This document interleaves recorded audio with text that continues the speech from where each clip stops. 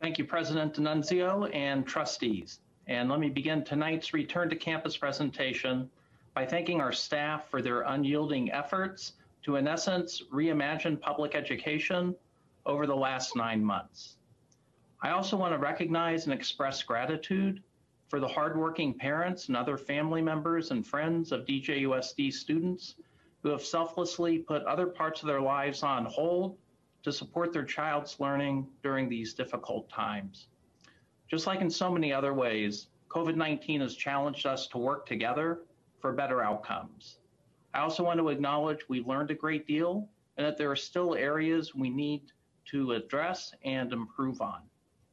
With a vaccine on the horizon, but still some months away from being available on a large scale, we must stay the course and keep students at the center of our work. Next slide, please.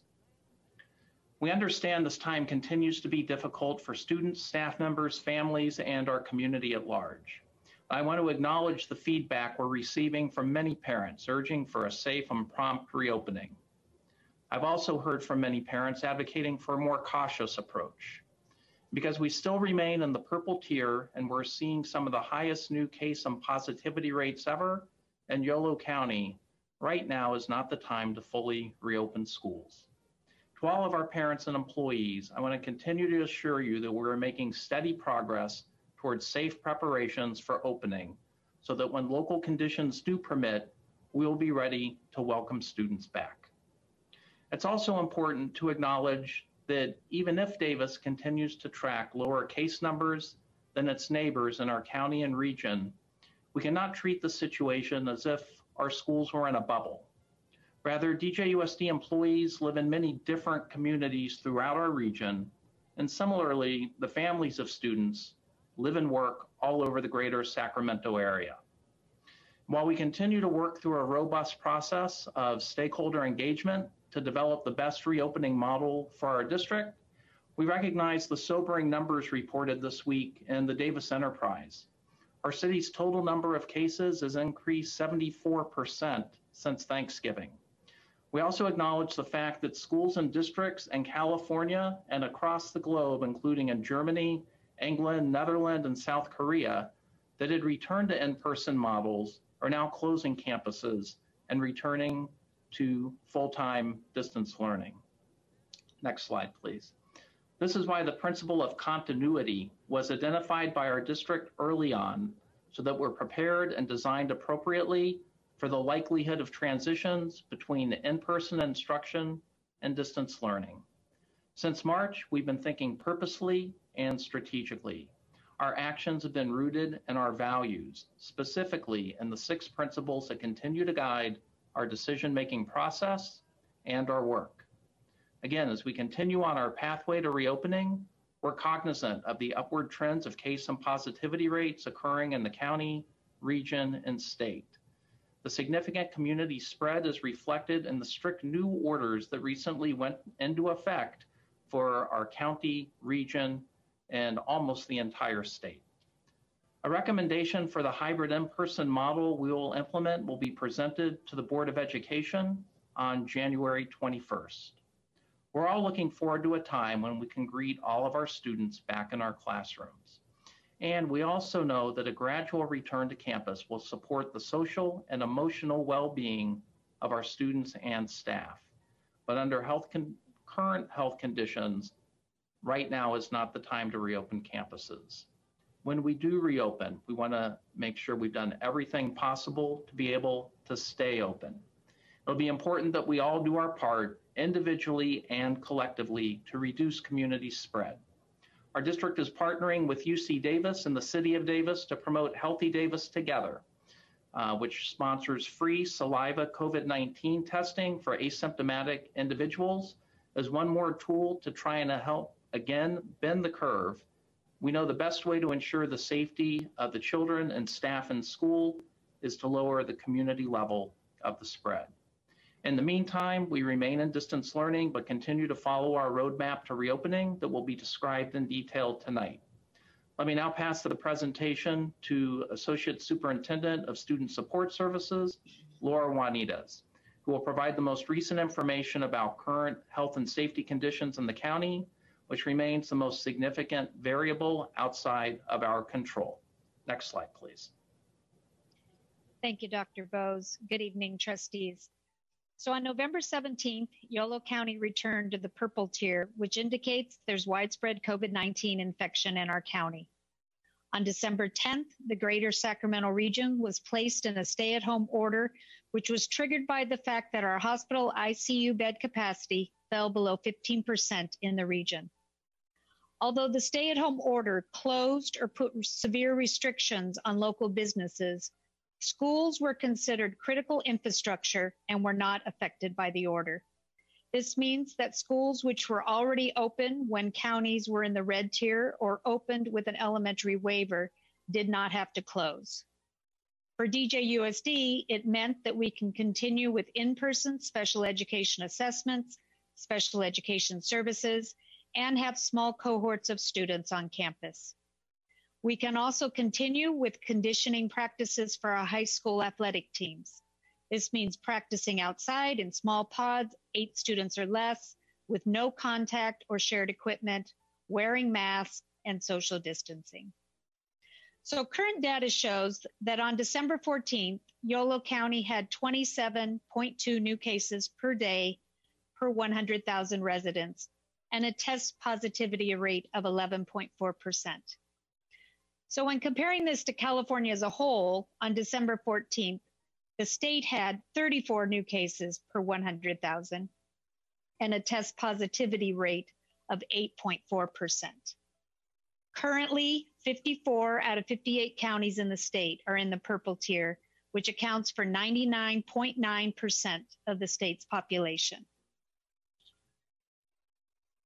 So when reviewing additional Yolo County data from December 14th, we can see that we had 6,267 cases in Yolo County, with 149 reported on December 14th and a test positivity of 11.39%. I've also included the cases by episode date showing data for the past 9 months. You can see from the graph on the right that the county is currently in a second surge of cases that are considerably higher in November and December than they were during the first surge that we had in June and July. I also want to share with you the infection data for our district. We have seen 14 cases of staff testing positive for COVID-19 and 32 cases of students testing positive since last July. Keep in mind that these cases are all self-reported, and although I feel confident that many staff inform us of positive COVID-19 results, many families do not notify us since their students are currently in distance learning. Also, we have found that few community medical providers were testing students prior to November and instead made presumptive diagnosis based on a parent testing positive, which also can account for the low number of COVID positive student cases in July through October.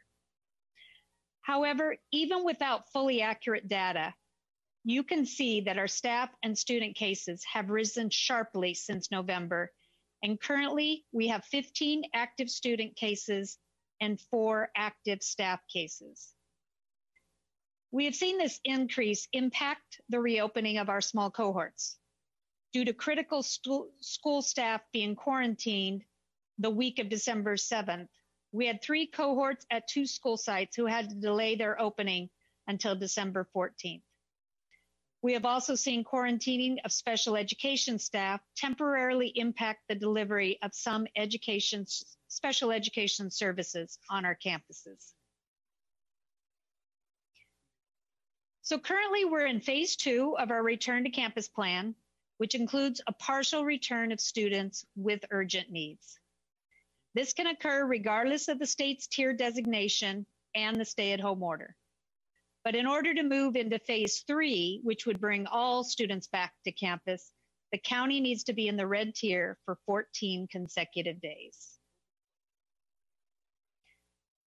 I'd also like to give you a recap of our progress with bringing students back to campus as part of our phase 2 plan. In mid-October, we brought students on campus for in-person special education assessments. The focus has been on new and triennial assessments, which must be completed in person, and we were behind in completing these assessments due to the district shutdown for in-person learning back in March. As of this week, we have fully completed 59 assessments and are working on 127. Also in October, we began providing in-person special education services for students with the most urgent needs who are unable to adequately receive the services through a virtual format. Currently, we have 6 providers servicing 34 students on campus each week. Staff and parents are reporting that service delivery is going well, with nurses doing a wellness check the day before students arrive and again when they come on campus. As I reported 2 weeks ago, students have been very cooperative with wearing their masks, using hand sanitizer, and maintaining social distancing. So small cohorts opened last Wednesday, December 9th, and currently we have 19 cohorts running at 13 school sites. Approximately 127 students are participating. However, we have an additional 8 students who would have started last week, but they were quarantined because they tested positive for COVID-19. Those students will begin attending on January 5th once we have cleared them medically. In addition, we had a number of parents who initially agreed to have their student attend a cohort when they were asked prior to Thanksgiving break. But when they were called again after break, they changed their mind, citing the high infection rate in the community. When we return from winter break, we're planning to add new students to existing cohorts and to open up additional cohorts as needed. We will continue to abide by California Department of Public Health guidance, which mandates that we do not mix cohorts with each other. Most of the cohorts are in a learning center model where students come together in a self-contained group, log into their current scheduled distance learning classes. By providing routine, structure, stable internet, and academic support, we are already seeing an improvement in student attendance, engagement, and work completion. We also have 2 cohorts established to support students who receive multiple special education services with the model of a special day class. The current schedule for small cohorts is that elementary students are on campus from 8:30 to noon. They receive a grab-and-go lunch before leaving. And then secondary students attend from 8:30 to 3:15 because they have 4 courses this quarter. Students are served a bag lunch, which they eat outside, and they're spaced 6 feet apart. And now I will turn the presentation over to Associate Superintendent Roddy Boonshoy, who will provide an update on the district's progress in Phase 3 planning. Thank you, Associate Superintendent Juanitas. Good evening, trustees. Since our launch of the Phase 3 reopening plan back at the November 19th board meeting, we've moved through the first 3 of the 5 steps of the roadmap you see here. Recall that this is our strategy for developing a reopening configuration for the hybrid in-person return to school, each step of which entails broad stakeholder participation, and that includes students, staff, and families. There are countless approaches and variances to hybrid models, and it's critical that our approach fits our context and is authored through an inclusive and transparent process. We also closely track the many variables outside our control that may affect the pace, the timing, and the direction of this work. And those include infection rates, policies, regional school district developments, and staffing agreements. Step 1 was a staff and family survey, which outlined preferences of stakeholder groups and continues to guide our focus in planning. Step 2 is the development of reopening criteria, which serves a couple of important purposes. 1, unpacking the broad range of indicators that are impacted by reopening helps all of us, staff and families, better understand the complexities associated with a hybrid reopening. And 2, creating criteria will help us evaluate the model we choose so that we recognize transparently that the benefits and limitations of the model. When we bring a recommendation to the board on January 21st, we will provide a stakeholder assessment of the model through the criteria that was developed in this step. To develop the criteria, next slide, please. We convened our superintendent's advisories on December 2nd. We had a total of 77 participants representing our advisories, including parents, certificated, classified, climate, special ed, DLAC, DTAC, and others. And their work in the session was structured to elicit criteria that would be used to evaluate reopening models. Participants worked in breakouts and generated lists of considerations, including a variety of health and safety measures, teacher planning and prep impacts, compatibility of schedules for parents of multiple students, social emotional considerations, equity of learning for vulnerable student populations, and many others. Following that meeting, we synthesized the input into a comprehensive rubric that is organized by key categories, which are supported by more detailed indicators.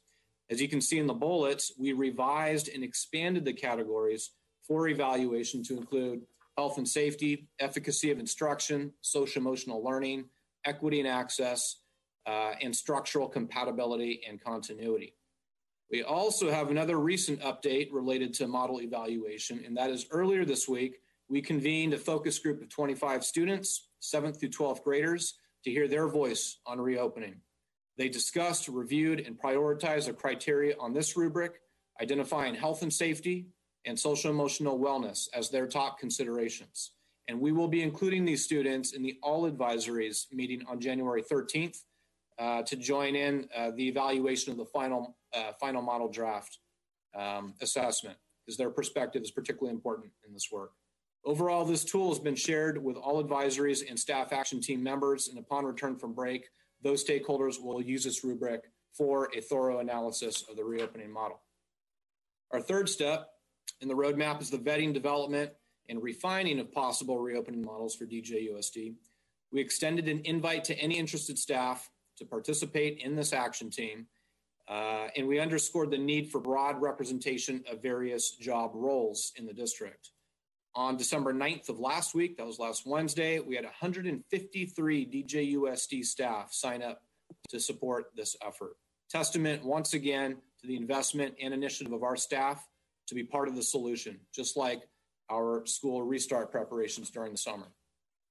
At the December 9th meeting, we reviewed the outcomes and scope of the action team, which is charged to help achieve a hybrid model concept for DJUSD. The action team was scheduled for 3 convenings, 2 of which are complete. At the first meeting on December 9, members were organized into level breakouts, elementary and secondary, thoroughly reviewed the rubric and our curated resources from 17 comparable school districts. Those resources include handbooks, board presentation items, and any other published materials with model configurations. Each breakout did rapid development of the straw plan at that meeting and produced a total of 12 elementary models, 1 preschool, and 11 secondary models. The second meeting occurred yesterday, December 16th, and breakout teams from the first meeting were merged into larger teams to collaborate on a second draft hybrid model. I'll speak to a few more details on that in a moment. And the third meeting is scheduled for January 6th, where action team members will use the rubric to evaluate the final model drafts, which are a culmination of their work during phase 3 of the roadmap process. Next slide. The action teams are using a few key documents to scaffold their work, including the rubric, curated resources, and the model design template you see here. This was first used by the smaller breakouts from the first meeting on December 9th. And prior to yesterday's second meeting, members prepared by reviewing all of these first draft straw plans developed by their peers on other teams to get a sense of model variances and possibilities.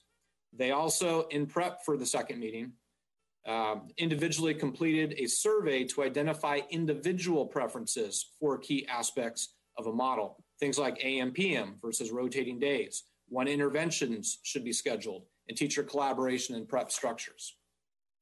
At yesterday's second meeting, the breakout teams from the first round were merged into the larger teams. The document you see here shows the merger. They had all reviewed each other's first draft plans, and then they worked together to synthesize the second draft that drew on the best ideas of their first drafts. So you can see a process of iteration. When there was disagreement or a decision point, they used the survey data from that group to identify predominant preferences so that they could settle or compromise more quickly. For example, if an elementary group was stuck on AM/PM versus rotating days, they would review the survey summary from that group and identify where the predominance of individual preferences were related to AM/PM versus rotating days. And then this would efficiently give everyone a voice and helped to move the process towards consensus. We now have a total of 5 elementary models, 1 preschool, and 4 secondary.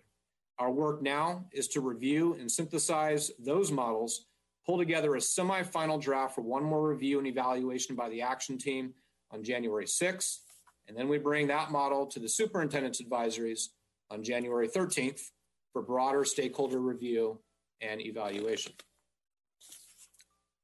On the 21st of January, we will make a recommendation to the board, including a summary of process and a thorough assessment of the model based on stakeholder input. And that assessment will include the model's strengths and limitations so that we transparently recognize any trade-offs that come with a configuration. Conditions permitting, families will be asked to make a selection between full distance learning and the in-person model approved by the board. And then finally, we continue with the many logistical and technical actions to support reopening, which include preparations like staff and student assignments, health and safety measures, negotiations, communications, and staff family supports. We'll move efficiently through these actions, all the while monitoring any variables that may affect time, pace, and direction. And I want to say again, this is an inclusive and methodical process. We recognize the effects on all of us of navigating many months of uncertainty. We value the health and well-being of everyone in our community, and we also feel urgency for our students. Through collaboration, we are more innovative and thoughtful, and we do better when we share ownership over the solutions we have and will continue to face this year. I'll turn it back over to Superintendent Bose.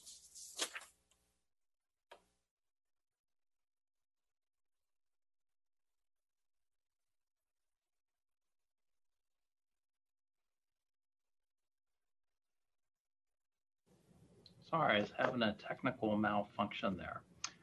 Thank you, Roddy, and thank you, Laura. Just a closing comment. We're on track to providing an in-person learning model recommendation at our January 21st board meeting.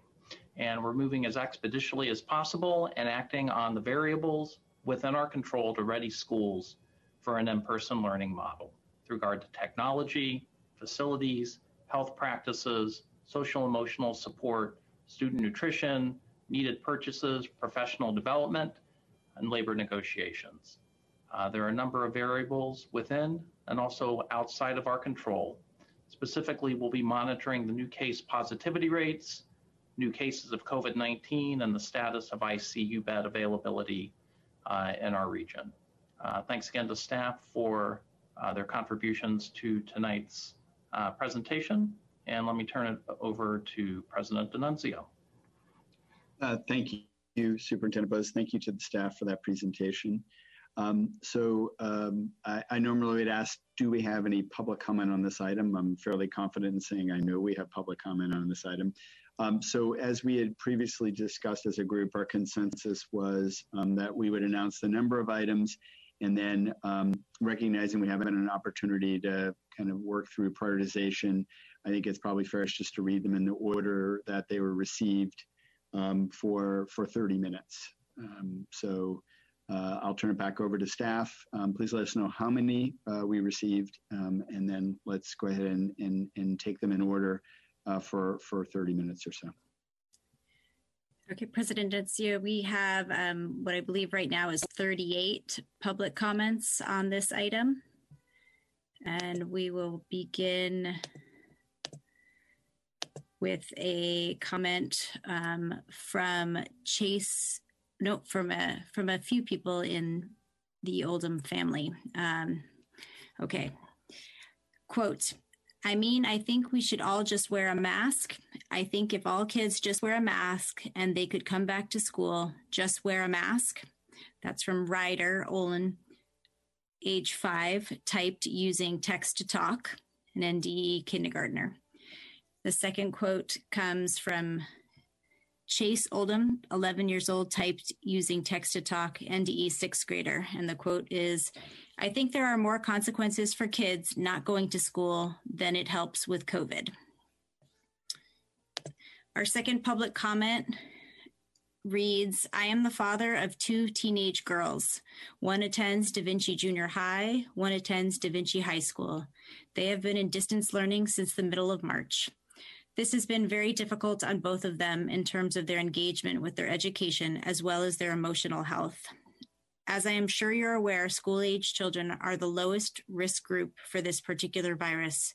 There is no reason that simple measures could be put into effect to protect staff at schools. Families who are at-risk individuals could either choose not to send their children to school, or they could do what they should already be doing, which is to ensure that they are taking proper precautions at home. After all, family members are just as likely to encounter the virus while shopping as they are to encounter it from sending their children to school. This virus cannot be allowed to continue to rob our children of a meaningful education and a meaningful social contact with their peers. Outbreaks at schools will occur, but because children are such a low-risk group, the schools should not close down for this. Children who have any symptoms should obviously stay home to avoid potentially affecting others, but schools should open. There has been more than enough time to put into place a plan to ensure precautions are followed by both students and staff. We cannot sacrifice our children's mental health anymore. And that comment comes from Mark D. The third comment is from Jessica Denman. To whom is making the shutdown decisions? I am the mother of 2 teenage girls. One attends Da Vinci Junior High and one attends Da Vinci High School. They have been distance learning since the middle of March. This has been very difficult on both of them in terms of their engagement with their education, as well as their emotional health. As I am sure you're aware, school-age children are the lowest risk group for this particular virus. There is no reason that simple measures could be put into effect to protect staff at schools, like in many counties in California. Families who have at-risk individuals could either choose to send their children to school, or they could do what they should be doing already, which is to ensure they are taking proper precautions at home. After all, family members are just as likely to encounter the virus while shopping as they are to encounter it from sending their children to school, like in Tehama and Shasta counties of California. This virus cannot be allowed to continue to rob our children of a meaningful education and of a meaningful social contact with their peers. Outbreaks at schools will occur because children are at such a low risk group. The schools should not close down for this. Children who have any symptoms should obviously stay home to avoid potentially infecting others, but schools should open. There has been more than enough time to put into place a plan to ensure precautions are followed by both students and staff. We cannot sacrifice our children's mental health anymore, or physical health. Both of my children have gained weight. My 13-year-old has gained 60 plus pounds because she's not getting her daily PE that is supposed to be provided by law by schools. It is a joke to think 2 quarters of distance learning Spanish is a full year, because it is not. Stop hurting our children and let them go back to school. Children in the most northern counties have been in school this year already, including Butte County, as I have family up there and their kiddos have been in school. We are honestly fed up with the way things have been handled. Let my kids back to school where they belong, to learn, to socialize, and the much needed movement. If they bring home this virus, we will handle it like any other sickness. I am a very upset parent. Schools should never have shut down. My children are mentally, socially, and physically being hurt by your decision to keep kids out of school. Do the right thing. Jessica Wright, parent. The next public comment comes from Soji Howe. Hello, Davis Community and DJUSD Board. I am a para-educator at Valley Oak Preschool and mother of 2 DJUSD students. The classroom I work in is one of the cohorts returning to in-person instruction during these darkest days of the pandemic. Surprisingly, I am not writing to beg you to not send us back. I am writing because I feel like my cohort team and the Birch Lane Special Day are being overlooked and not represented in the new MOU regarding the union negotiated rates. I have been following the union negotiations and board meetings. Campus supervisors and paras working in the other cohorts are receiving $2 an hour bonus pay. The intention of this is to reflect the change in their work duties and as a token of hazard pay for the risk of in-person teaching. The teachers and paras in the special day classes are not receiving recognition for our change in working condition or as a recognition of the risks we are undertaking.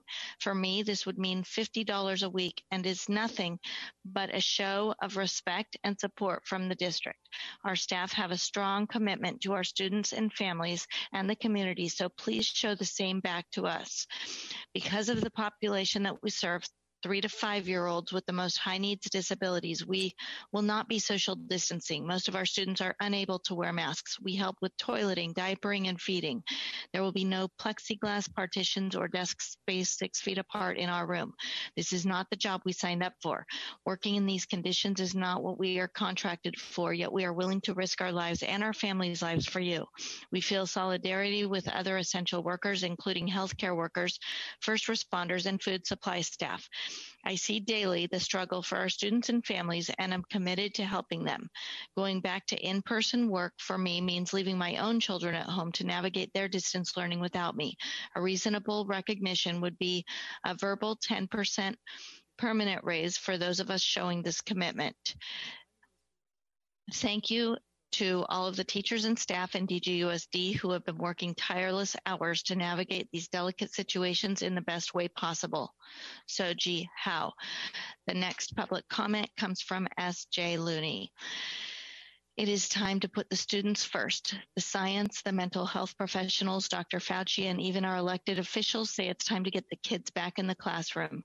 My question is, what is being done specifically at the school sites to prepare for the return of students and faculty? Has there been any sanitation additions or plexiglass for teachers? Prepare for the return of has there been plexiglass for teachers installed? We have been off campus since March. If these improvements haven't been completed or even started yet, it will be another indication that there has been a serious lack of initiative and lapse in judgment on the district's part. Once the red tape has been cut through, there should be zero holdup in getting these students back to the classroom. I sincerely hope I have missed an update on this progress. If there is another delay as a result of inactivity in this area, it will reflect poorly on our district and the city of Davis. If something has been done, please communicate the progress in this area. Stacy Looney. The next public comment comes from Shanaz Hazel. This letter is submitted by my daughter, Sabrina Hazel. Dear Superintendent Bose and Board of Education, my name is Sabrina Hazel, and I am a 9th grader at Emerson Junior High. Thank you for taking the time to read my letter and for all of the effort that has gone into trying to get students back to school in Davis. The fall and winter quarter have been much better than the spring quarter. My teachers are all working very hard to make the best of this experience, and I can see how much they care about our education. I have also been personally helped by my counselor, and I can see how hard the other staff members have been working since we shifted to distance learning. Up until the pandemic changed our lives, I did not realize how much I enjoyed school and learning. 9 months into the pandemic, I am still trying to adapt to online learning. Most days I feel like I am not actually learning, but I am just trying to turn in assignments by the deadline, and I am just listening to the teachers talk for hours. I wanted to take challenging courses this year, but I have not been able to effectively learn the course material. This has caused me a lot of stress to the point where I would find myself crying every day and would have trouble sleeping at night. I have not been myself. I feel like my love of learning is slowly decreasing, and that worries me as I get ready to go to DHS next year. I have talked to my family about how much my mental health is suffering from not being with my friends and teachers, and they are finding ways to support me. I completely understand how serious COVID is, and I understand that we are currently in the winter surge. I also understand that we cannot go back to the way things used to be. Many of my friends in nearby school districts have been able to go back to at least a hybrid situation. They asked me why I was not back at school in the fall, and I was not sure what to say. I heard how much it helped them to be back on campus even for a few hours. Hearing this from my friends made me feel annoyed and angry that our schools did not do the same thing when the COVID cases were lower. I am writing to you to plead that when the cases come back down, the schools have a plan for at least hybrid learning. I feel like I have lost more than I have learned this semester. Sincerely, Sabrina Hazel. The next public comment comes from Leora Blank. Dear BOE members, I am writing to express my deepest concern over the use of remote learning and urge you to return to in-person learning as quickly as possible. Our kids will suffer long-term consequences if we don't take steps to move forward with in-person learning. There are already plenty of examples of countries, states, and counties that manage schools excellently with the COVID. Parents should have the option to learn remotely, and everyone else can learn safely in person. It is time for leadership and avoiding wasting more time. The time has come. Lior Blank, PhD, 2 kids in Willett Elementary. The next comment comes from Daniela Alameda. We are so lucky to live in Davis, where we have a testing resource at UCD that not many cities can match. The fact should support and be a driver to create a pathway to opening. I am most frustrated at what seems to be a very, very delayed plan. I almost hesitate to call it a plan for getting teachers support in the way of 1, concrete plans with timing for in-person learning, and 2, qualified substitutes to be there for teachers and students. I feel like we just keep answering surveys when the district should decide, lead, and plan for hybrid. If you build it, the students will be there, but you need to have created an environment where teachers feel supported and safe. Without a concrete date to open and plan, no one feels supported. As a parent of both grade schoolers and high schooled, I'm just saddened at what I see as string efforts by private schools to make bringing students a priority that we can't match. I moved to Davis for the schools for my children, and all I see a swirl of lack of decisions. My kids are struggling and exhausted and sad. My teen is emotional, and when from straight A's and driven to an attitude of just getting by. I worry about how many more months of this will create an irreparable work ethic. Parents need to hear, students need to look towards more concrete steps. Daniela Alameda, DHS and Pioneer Mom. The next public comment comes from Xin Fang.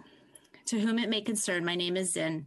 As a parent of a 3rd grader and 7th grader in DJUSD, I urge DJUSD to open school as soon as the state permits us to do so. I am very frustrated about the prolonged distance learning methods. It cannot provide quality education to the children, and it is failing my kids and their peers academically and social-emotionally. More importantly, distance learning has largely widened the academic gap between children from wealthy families and underprivileged families. Wealthy families can afford a stay-at-home parent fully devoted to assisting and supervising kids' distance learning and hiring tutors to help teach. However, most working families do not have the resource or cannot afford it. As an essential worker, I am working out of the house every day to provide services to the community, but my kids are falling behind at home. I strongly urge schools to be open to the families in need. Do not fail this generation. Sincerely, Zin. The next public comment comes to us from Cindy Nizket. Dear DJUSD Board of Education, I am a teacher in the district and I am becoming increasingly concerned about the back-to-school rhetoric I am hearing. Under the current circumstances, it is not safe to reopen schools. Our governor has ordered 5,000 body bags and refrigerated trucks. 9 people died in Yolo County yesterday. Increasingly, research is showing that schools are driving community spread. I personally know a teacher from a different district who was exposed to COVID after a parent knowingly sent a child to school with COVID symptoms masked by Tylenol. By the time the Tylenol wore off and the student was isolated, it was too late. Her entire family got COVID. She recovered, but her husband is currently hospitalized. This very real possibility creates fear for all teachers. Every teacher in the district has had students sent to her or his classroom with contagious illness. Even if everyone followed health screening rules, asymptomatic spread is a huge problem. On a personal note, I have a child in my home who is higher risk. I have had the experience of sitting with my child while she was on a ventilator. It is a nightmare. I understand that distance learning is hard. It's hard for everyone. I love being a teacher, and this year, for the first time, I don't look forward to going to work. We all want to be back on campus. The problem is that there is a pandemic that is raging out of control. There is not a safe way to put a group of people together in a room.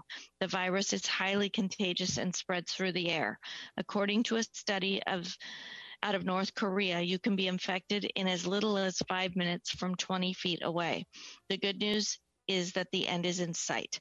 Please let's protect our students, staff, and community by keeping classrooms closed until people have access to the vaccine.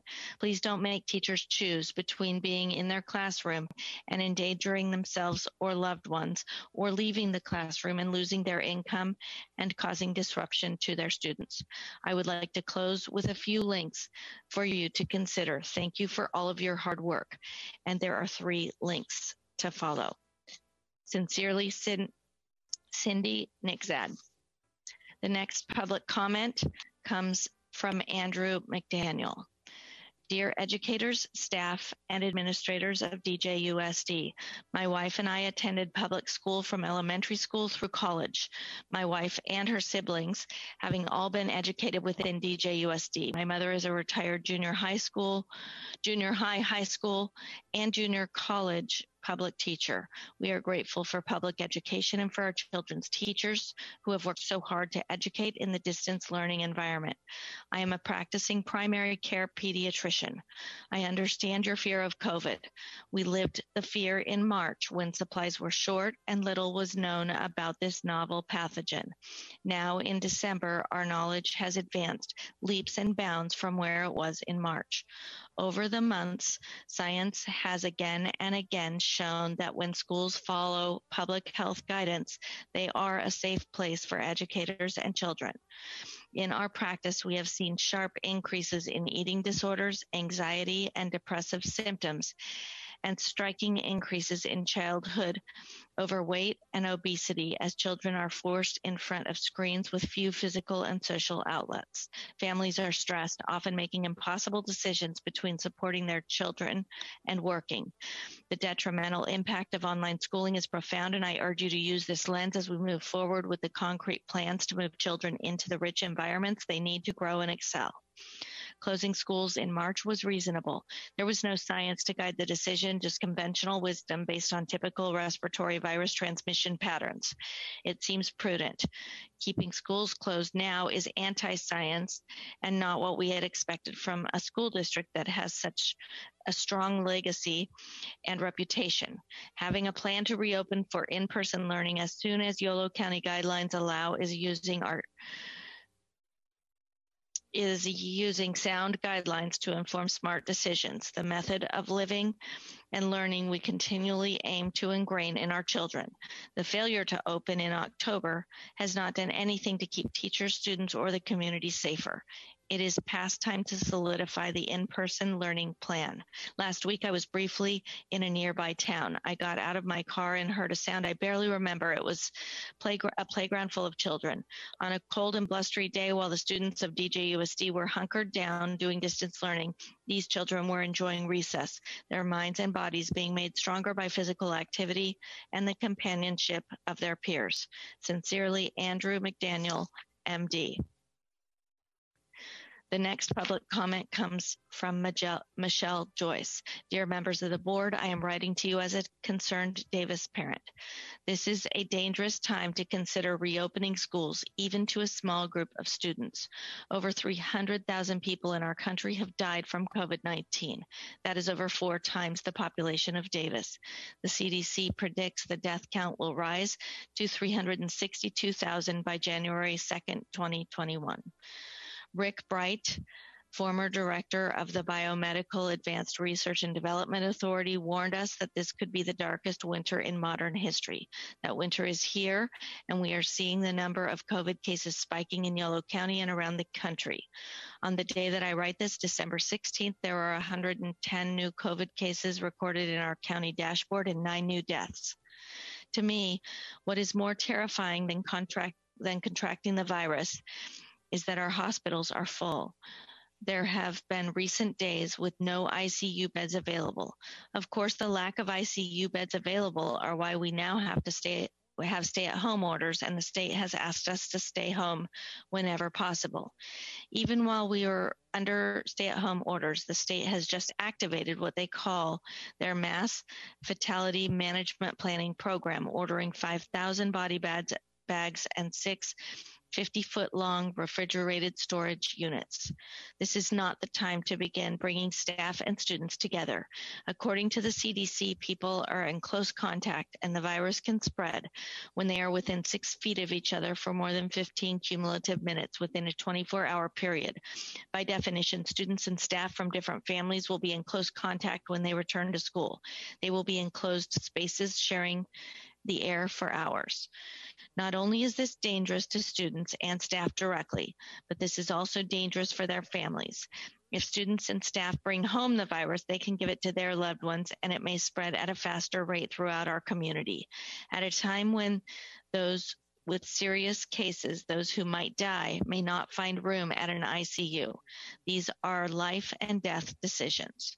To make matters worse, many students in special education programs who will be the first to return not only need academic support, but they may also have the most difficulty with new safety protocols. Some of the youngest students who need help with the basic things like using the bathroom will not be able to observe these protocols at all and coping with the virus. And while many in favor of returning to school may cite that most young people tend to have mild cases except those who don't, we have no idea what the long-term effects will be on the kids who do contract the virus. We are learning that even those who have mild symptoms, while they test positive for COVID, may have serious long-term health consequences. Back in July, when nearly a third of children in Florida were testing positive for the virus, Elena Alonso, the health department director of Palm Beach County, was quoted in an article in The Hill. See, that's the 3-minute mark for that one. Okay.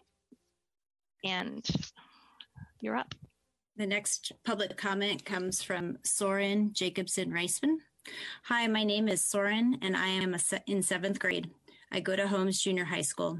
And because I heard there are 3 new members in the Board of Education, I would also like to convey to you what the problems have been in my online school. Even though online learning works, it isn't close to as effective as in-person learning was. Some of my classes have over 30 people in them, and unlike normal school, where you can easily contribute, you don't get to participate as much anymore. This is my first year at this school, and another letdown is that it's much harder to meet people.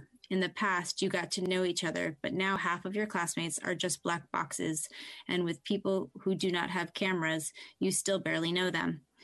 So I think it would be effective to open schools. We have seen from the 9 private schools in Yolo County that they can operate safely in person without COVID outbreaks at school, while also improving students' ability to be able to interact, participate, and learn.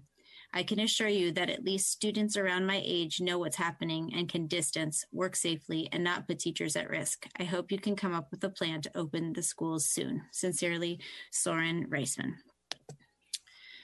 The next public comment comes from Jessica Jacobson. Dear Board of Education, when I walk past schools that are open for in-person learning, I see sites that were previously so normal and so innocuous and now tug at my heartstrings. Sights like the row of backpacks lined up outside a classroom, or the sounds of happy shouts as a group of children play outdoors at recess. Some children in our community have access to this normalcy, and we've seen that it has not resulted in COVID transmissions. So many children are denied it. As a university community and a district focused on developing 21st century thinkers, I expect that critical thinking and evidence-based decision-making are skills that the district is imparting to our students.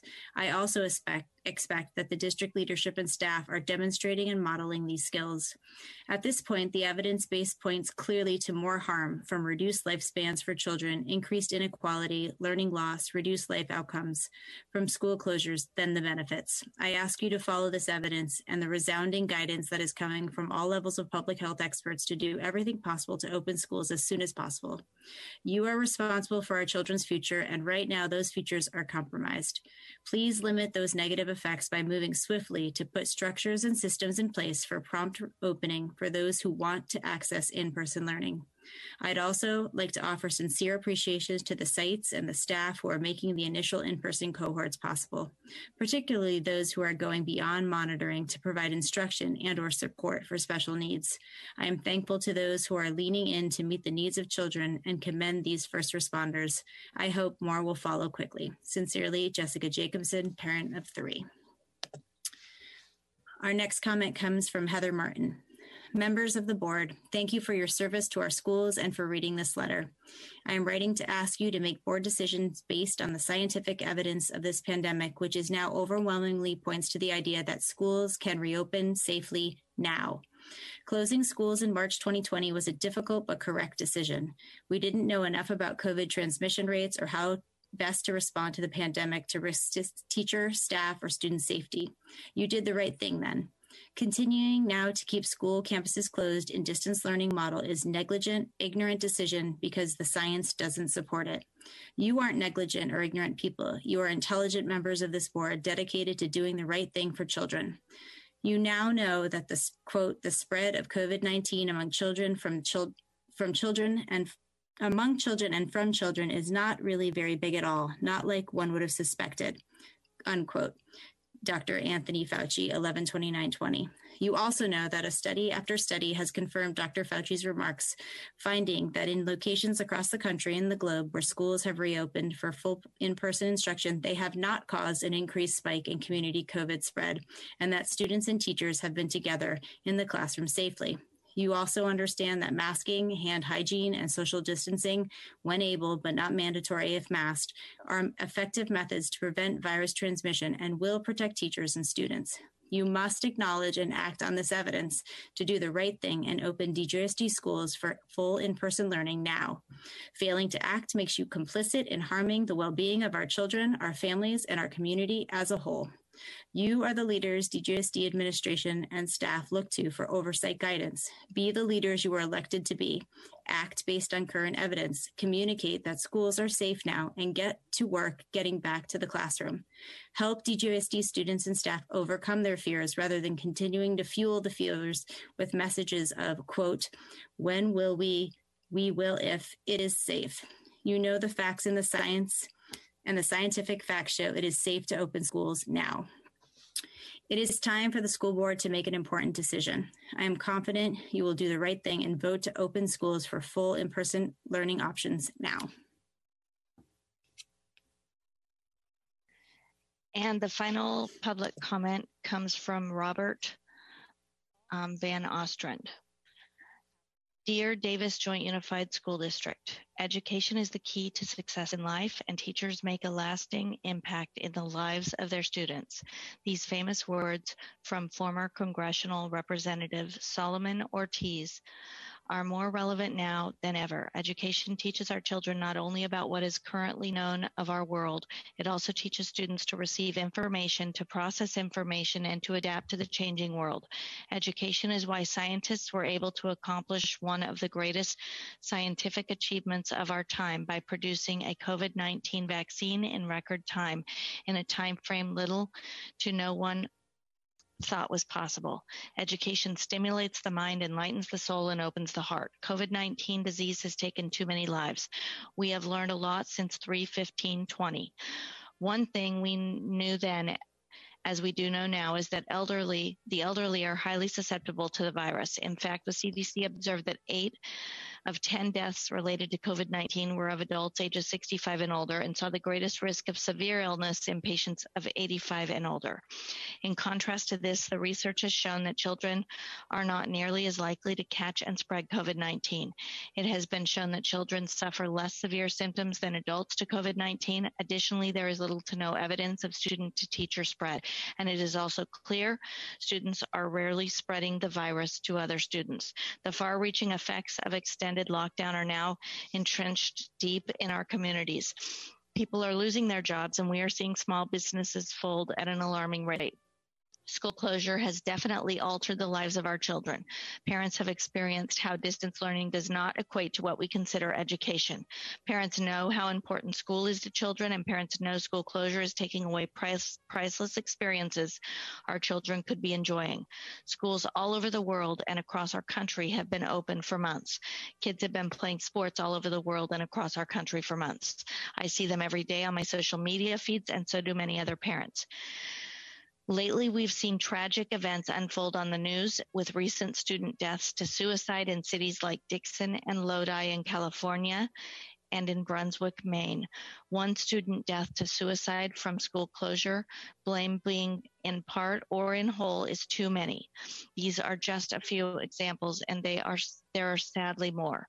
Research has shown for months now that mental health is in major decline during lockdowns and school closures.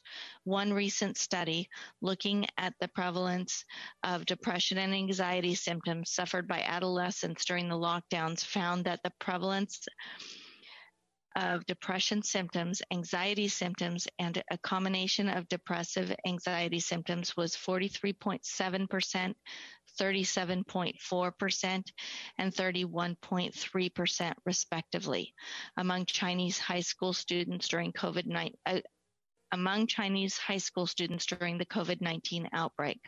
In research authored by Duan et al. From October that studied the mental health of children and adolescents in China during the lockdowns, it was found that 22.28% of their respondents were suffering from depressive symptoms. That's over 1/5 of the children and adolescents studied. On top of all of this, lockdowns and school closures are harming those with low resources the most and are furthering the education gap between the rich and poor. What is happening to the underrepresented has been called a social crisis in the making. Clearly, school closure is harming our children. Schools should be open to children immediately. The loss of one child is too many. Children want to be in school. Research supports it is safe to return for teachers, students, and staff. Current data shows it is safe to return. Dr. Fauci, the CDC, and the World Health Organization support a return to school. As educated citizens of our society, we should educate ourselves with current COVID-19 research, process the data, and adapt accordingly. It is now 12/17/20. By continuing to keep schools closed, we are swallowing the key to success in life, and we are mitigating the great impact teachers make on our beloved children. Thank you for your time and your service to the community, particularly during these hard times. Robert Van Ostrand, and there are 11 references noted. Great. Thank you so much, Ms. Bernard, Ms. Clayton, for reading those. And please note that all of the emails that we received, again, all of the board members read them, and all of them are attached to the agenda and are available for the public to view as well. Okay, so now we're going to shift to comments from trustees and student trustees. And, you know, obviously student voice is always extraordinarily important in everything we do. I'd like to start with our students on this. So perhaps Ms. Mariana Ortega-Nunez, if you have comments or thoughts to staff on this, please go ahead. Yes, I do. Thank you. I've also been listening to all these comments, and I've actually realized this recently, but we're moving at a really fast pace, and I can handle it because I guess I'm really good at time management. But I have realized that my younger siblings might be struggling a little bit more to do all their assignments, especially the one in 7th grade, because I had more time to make mistakes in 7th grade and learn from them and get help. And they can't because the teachers are moving at a fast pace because we need to get it done, right? So when we create the model, could it be maybe a little bit slower, at a slower pace? Because I've heard from some students that they say that they are just going to class to get a good grade instead of learning actually now. And it's really sad. And I think our teachers also need more time to be able to explain to us certain things more in depth so we can learn properly. And yeah, that is one of the things that I want to talk about. But also, when the model is being created, there are certain families, that have more than one student in the district, right? And I was thinking, how much of a priority is it creating schedules to make it easier for those parents, especially when they don't live in the Davis area? Okay. Thank you very much for those comments, Ms. Ortega-Nunez. So Mr. Evan Lee, would love to hear your comments and thoughts and questions if you have them, please. Yep. Well, I just have one question. Similar to what Ms. Ortega-Nunez was saying, will the curriculum when we get back be varied based on the different needs of each of the cohorts? Because I know that the people returning to school will have individual needs and will be returning whether they have like some extra special education accommodations or whether they need help like with the digital setting. Will we have different specialized curriculum to deal with that?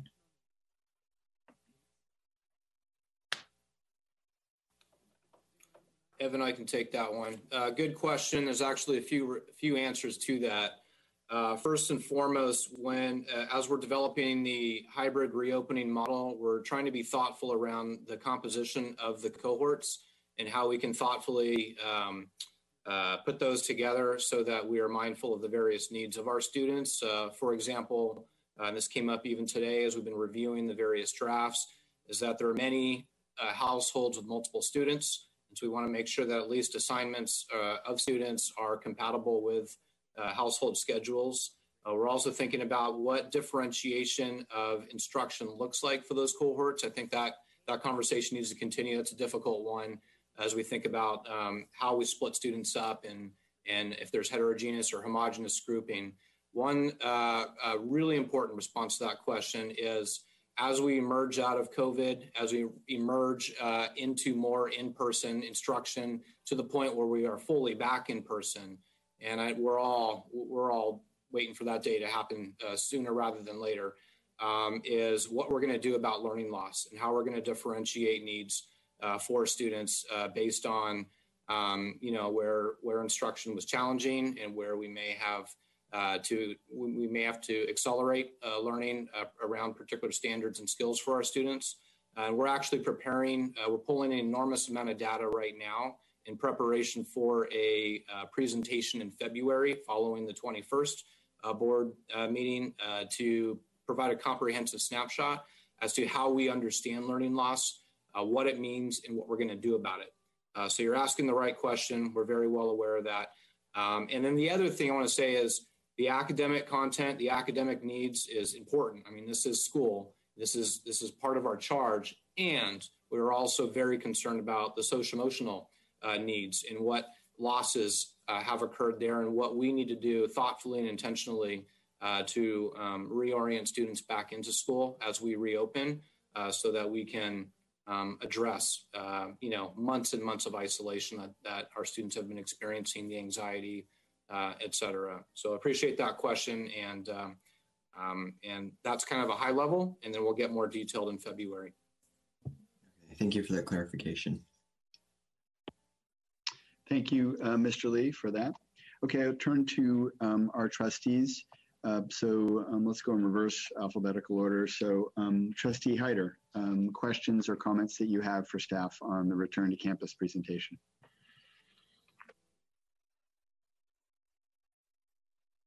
Oh, okay. Yeah, thanks a lot.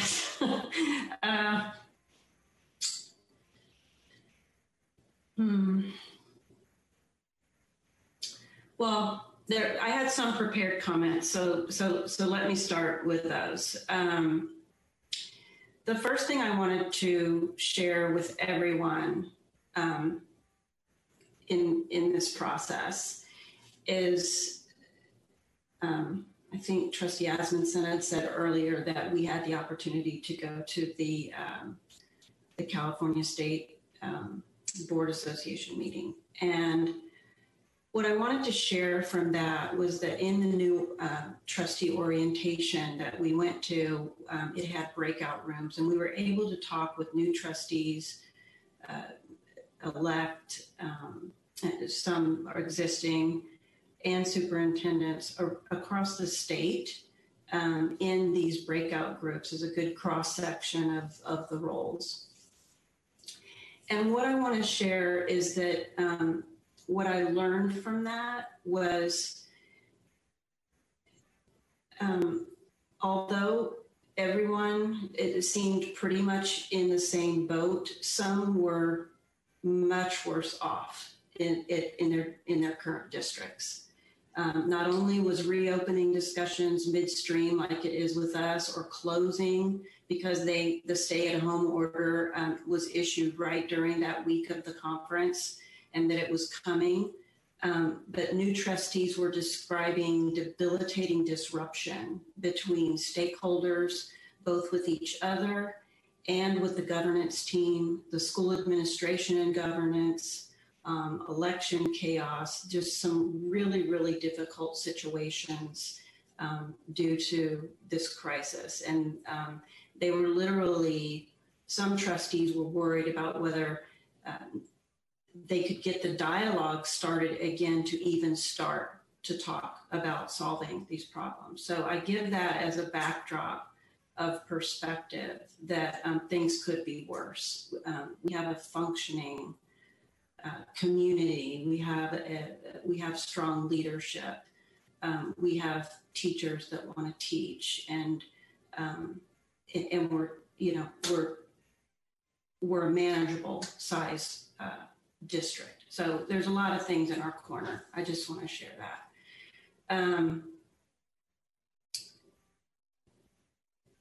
I think a question that it's kind of a bottom line question, and this is kind of part of the problem that I'm finding right now, is that we are deep in the process of how to obtain the goal, right? Like, we're deep in the process, but that as a trustee, my role is not the process. Our role is to look at the direction, the outcomes, and the strategies of the process. So it's difficult. So in my bottom line kind of mind, I just want to ask whoever wants to field this, what I think is on the minds of the constituents, and that is just straight up, is the district's intention, and does the current planning and preparation allow DJUSD to accept hybrid learning students back on campus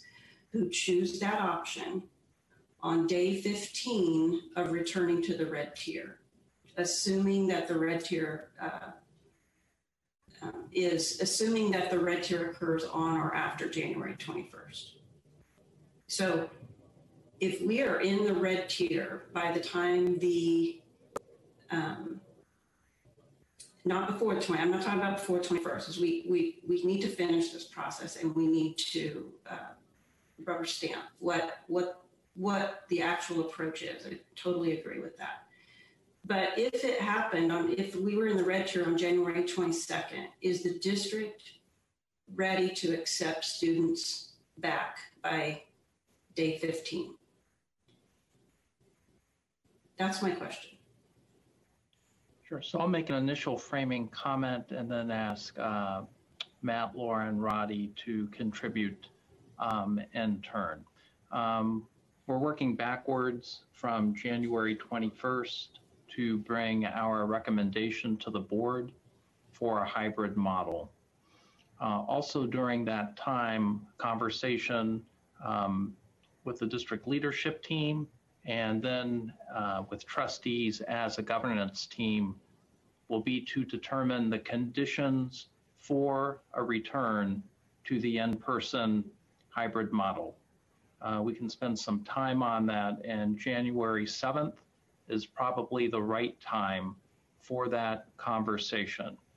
With us that evening, we will have Dr. Amy Sisson, our Yolo County Public Health Officer, who will be able to describe conditions of community spread in Yolo County and field any trustee questions on the matter to help inform that conversation and our work around the hybrid model. We are trying to take every step within our control to be ready so that when the board identified conditions for opening are set, the hybrid in-person model recommendation is set. As soon as those conditions present themselves, we will be ready to start bringing students back to campus. There's a lot of legwork involved with that, including surveying parents about whether they wish to engage in a hybrid in-person or a distance learning model. and then determining staff and student reassignments, assignments and reassignments, and sorting out how those numbers match up or not. Let me ask Matt, then Laura and Roddy to contribute any comments to that. And then if you have any follow-up comments or questions, Trustee Hyder with this part of the conversation. Thank you. Well, let me tell you, I can tell you what is ready. We have all of our filters throughout the entire district have been upgraded to MERV 13. We've got plenty of PPE of all sorts for students and staff. We have storage containers, expecting that we are going to have to move furniture out of classrooms to allow for enough social distancing. So we've got our ability to make sure that we can have the proper amount of furniture depending on the model that is selected. And the transition of that furniture out would only take a day or so, as we would use district staff to do that. And so I think our facilities will be ready whenever we are ready to reopen. And I think the other major consideration, so assuming that our only condition to reopen is to be in the red for 14 days, it will take at least 2 weeks to transition to once we say it is now time to open from whatever those conditions are met, 3 to 5 days at least to allow families to choose whether they're going to return in person or they're going to stay in the distance learning environment, and make sure they have the information they need to make that decision. And then, as John said, it's going to take at least a week to shuffle students and staff, and you will need to do both. Because we're going to have students exiting out of the in-person environment, and we'll have to assign staff for both the in-person students and the distance learning students. And there will be shuffling of class loads during that process because it's not going to match up exactly like it is today. So some students will need to be shifting teachers. And then, of course, teachers may be shifting between in-person and distance learning. So that will take some time to get situated. What we're learning from districts around our size that go through that process, that takes about a week to get that shuffled out. And then there's still some straggling that happens for more complicated cases. But for the most part, within that 2-week window, we would have most of our sites and schools up and running. Yes, I'd like to add, beyond the facilities piece of it, we have very robust contact tracing. And one thing with opening cohorts and bringing more people back on campus is we are really fine-tuning those processes, including finding that the health department, in their being taxed to the limit with contact tracing, that really district staff and my nursing staff specifically, we are doing all the contact tracing within the school environment, and notifying people and doing everything we can to keep people safe. So we've really been able to work out those procedures, and we're becoming, frankly, quite expert in it. The other thing we have done is we've created very robust staff training modules, both written and videos in English and Spanish. We have parent training modules. We have student training modules. All of those that we're using for cohorts will be ready to go when we bring everybody back. We've developed what we consider sort of a permission slip contract with parents, basically laying out that parents are going to commit that they're going to keep their child home when sick, they're going to practice hand washing, mask wearing, etc. So we are getting all those things. They're actually already in place. They're already being used. The other thing that I just want to add too, with the small cohorts opening, it's also opened up our eyes to some things that we'll need to know as we scale up. So for example, early on, the health department did not feel that temperature checks or really assessing for illness was a practical thing to do when you're bringing, hundreds and hundreds of kids back. But one thing we found, even with the small cohorts opening, that we identify at least probably 1 to 5 students a day who are coming to school and we are sending back home. Either they haven't been home long enough when they've been ill, or there's some more family education that has to go on. So that is a piece that when we return from break, we're going to really be working to figure out how do we do that kind of check-in of health screening when you're talking, you know, an elementary campus with, even if we do a hybrid with 250 students coming on campus. So we've got a lot of things already in place working very well, but we're also able to see, okay, these are areas we need to beef up some of our work. And if I could add one last thing, and that is about surveillance testing. So one of the things that has been very important to our staff and our community is to have access to surveillance testing. We know that UC Davis is offering free surveillance testing through the saliva tests to our staff. We have a designated time each day at the end of the day for our staff to go, whether they have an appointment or not, and get a saliva test. Laura has staff getting trained. We're going to start a mobile testing center that will open after winter break. And we're going to start by testing the staff on site at our cohort sites where cohorts are open, and then start testing students who are in the cohorts. We hope to have that scaled up by the time that we open in a hybrid model, so that each week we could test all students and all staff who are on campus, and even have the potential to serve students and their families who are not coming in, who are in distance learning. So we also have some other opportunities with UC Davis that we're in the exploration mode on. But I think surveillance testing, scaling up surveillance testing is going to be an important part of being ready for a hybrid model. Well, thank you. Thank you for that. I think what I heard was if entering the red tier was the only condition for return for 2 weeks into the red tier, which is not the only condition and may not be the only condition. But if that were the only condition, and it were after January 21st, that if January 21st we went into the red tier and we needed to be in it for 14 days, that time period would be approximately about what's needed to do the reshuffling and the repairing the teachers and students and could be, if that were the condition, that could be done approximately in that 15-day time frame, such that we could start after that. So I heard yes and no. If that were the only condition, may not be, but if it were, the most of the work's going to be done, the pairing, et cetera, and shuffling can be done in that window of time. Is that what I heard? Approximate, is that? Yeah, I think that's essentially the parameter that you heard.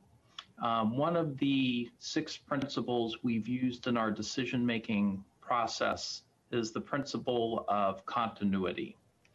So within any 14-day time frame, which we know is the amount of time the state has identified to solidify a district in a new tier, there may be variation in that. And if we're moving forward, but then there's a regression and we fall out, say, after a week, out of the red tier back to purple, we would need to take that into consideration.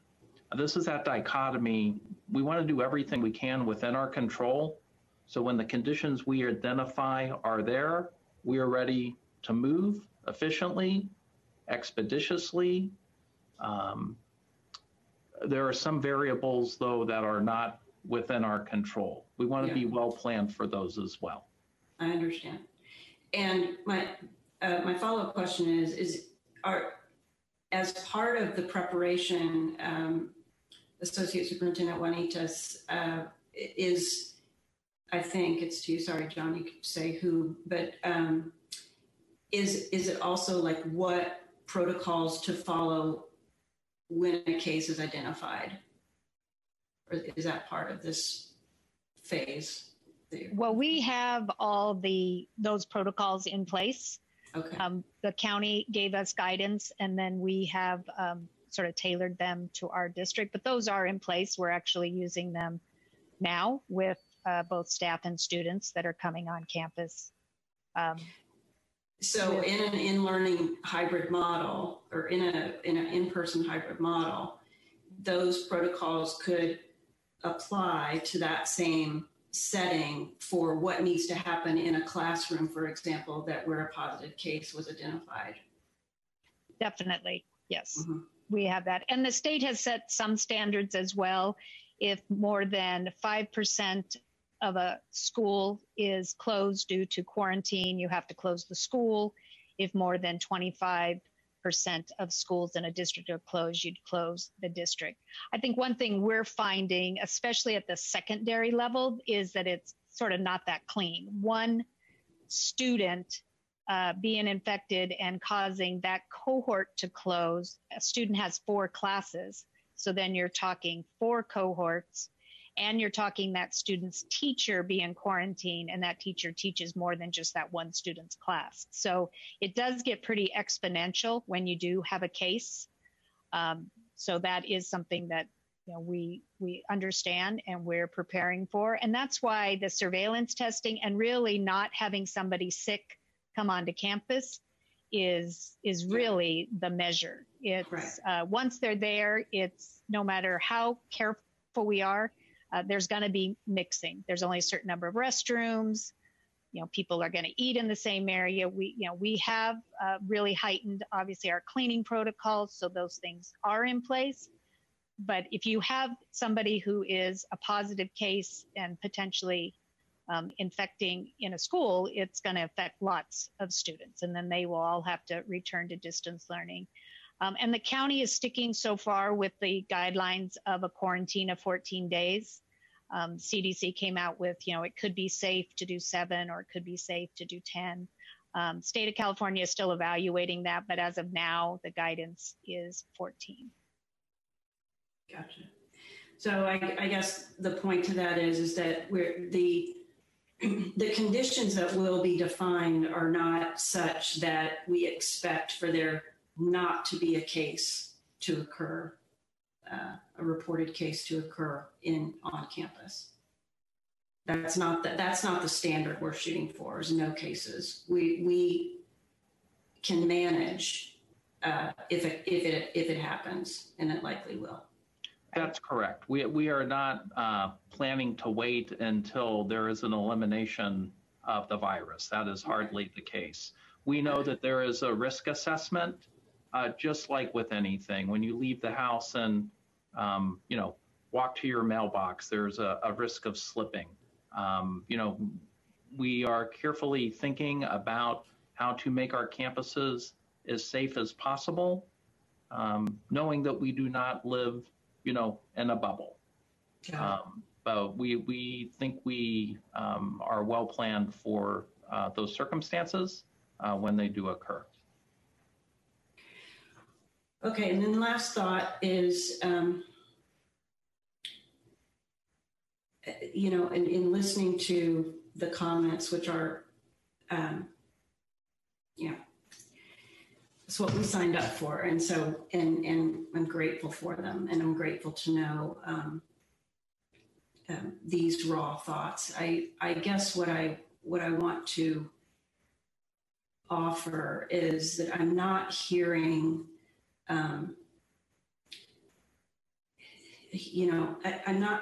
what I'm hearing is that the option is really the rub. Getting to the point where there's an option, not that everybody should all do the same thing. Not that, I think there's mutual respect that this is kind of like trying to solve, breastfeeding versus formula, right? I mean, there's not a right answer. So to me, it's like, I think what the cry out is for an option for those who it works for, and that it happen. And what I think the district has done a good job with, in cadence with what we've now learned about the virus. So if I think about it, really, the movement towards reopening schools has grown through the month of December. Before that, it wasn't not as near as much support, even at the state level, and certainly not at the national level. And so I think that the progress that's being made is in step with what's happening with the experience with the virus. And so I applaud that. I would ask our families to, let, as frustrating as it could be, is let the process play out, in the sense that,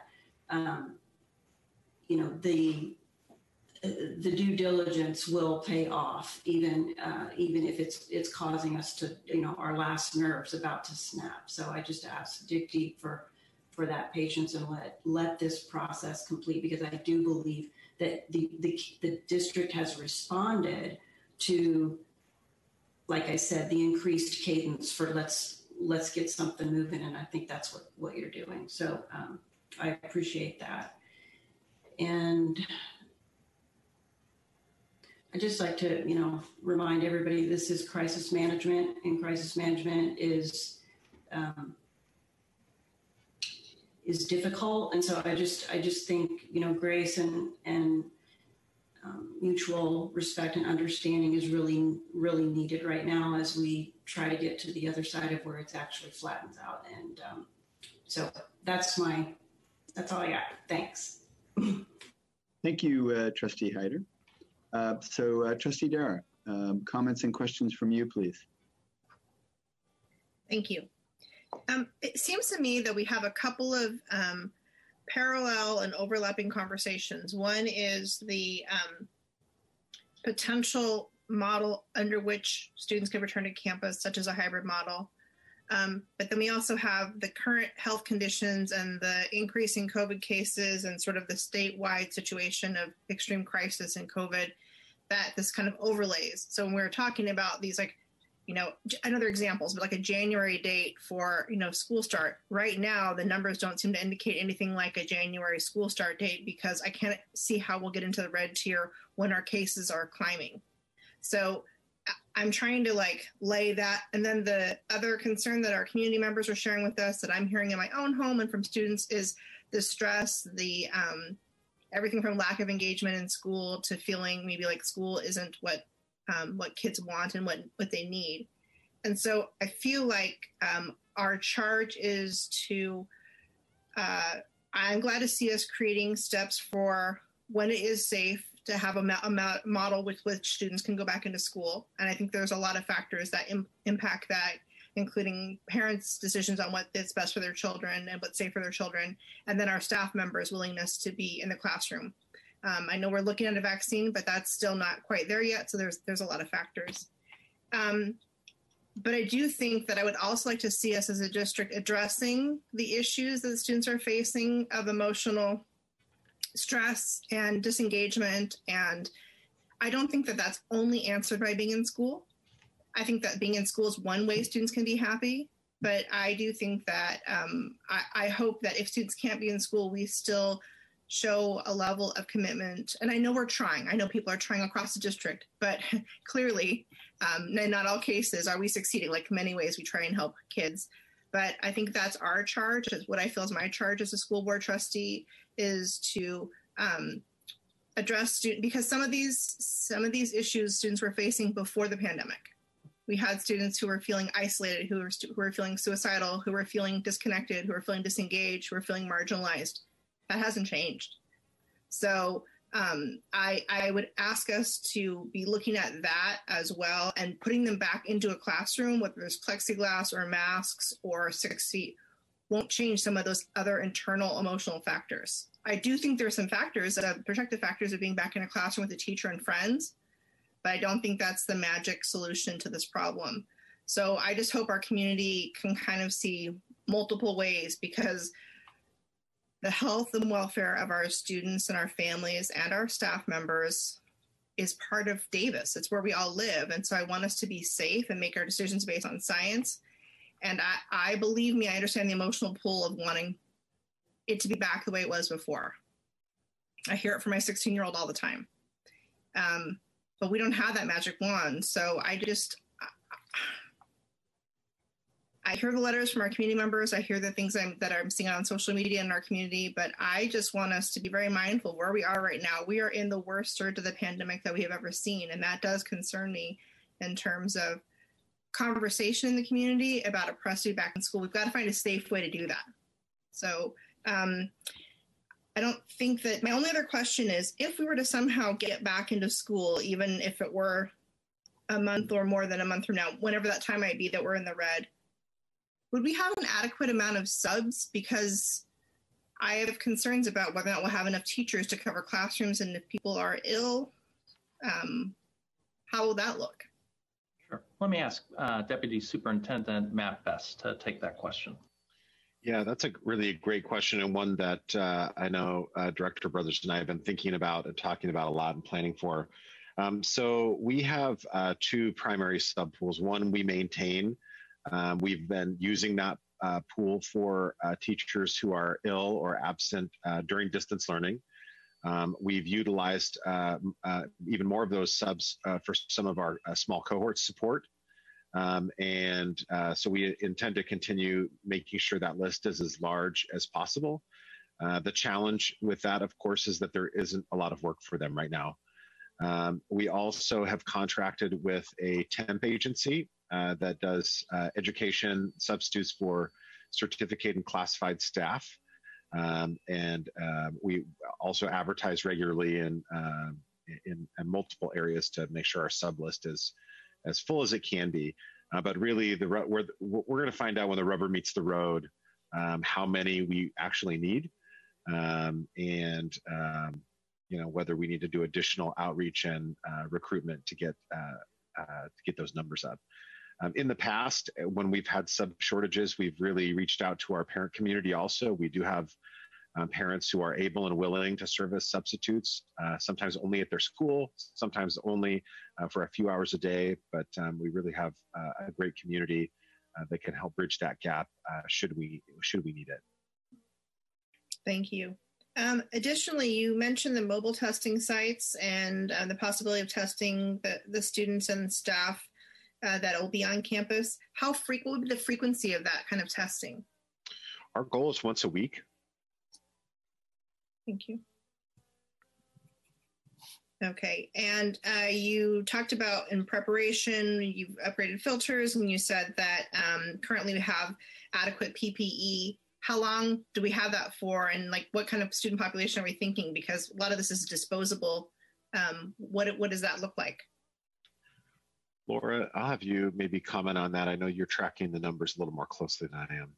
Yes, so we have, we got a large procurement of PPE, both cloth masks and disposable masks, gloves, hand sanitizer from the State Office of Emergency Services. There's talk of them replenishing that. So we've got quite a stockpile already. We probably have enough cloth masks to give 5 to every kid, and those can be washed and reused. So we have a lot, and I track it closely. And when we start using up one thing, we just make sure that we keep ordering more. We had trouble this summer getting certain things. We couldn't get masks, especially N95 masks. You just could not get at all. We are now able to get those in sort of 100 mask increments, and so basically I'm ordering 100 a week, and we're just keeping coming in. So we're very well placed, and I really don't see that as an issue. And also the Healthy Davis Together Collaborative, they have a lot of supplies, and they've offered to give us more masks, more gloves. The mobile testing clinic, they will completely outfit it. We won't be responsible for supplying any of the PPE for that. Just the people. So that's what I'm meeting with them again tomorrow to kind of work out what all those specifics would be so that we can get that rolling. Thank you. So lastly, you talked a bit about the temperature checks that are being done on site and the scaling up. And, at a certain level, when you've got 12 students or 24 students or something on a campus site, then the person that does temperature checks can easily be one person. But when we start scaling up and having much larger student population on campuses, is there a plan for that, or what does that look like? And in order to be like not disruptive before students get on, and then where do students stay or go before they get sent home if their temperature's in question? Do we have protocols like that in place yet, or are we working on those protocols? We do. Yeah, we do. We have areas designated at each campus where ill students will go if they have any symptoms, and they'll be evaluated either by a nurse or an administrator to determine whether they need to go home. And we are working on the scaling up for health screening. We have the potential, which we're talking with our association partners about the scale up potential for health screening by employees. We're also working with the Healthy Davis Together partnership to see if there are technological solutions where they potentially take their temperature at home with an app, do their health screening, and then use that the results to verify entrance onto the campus.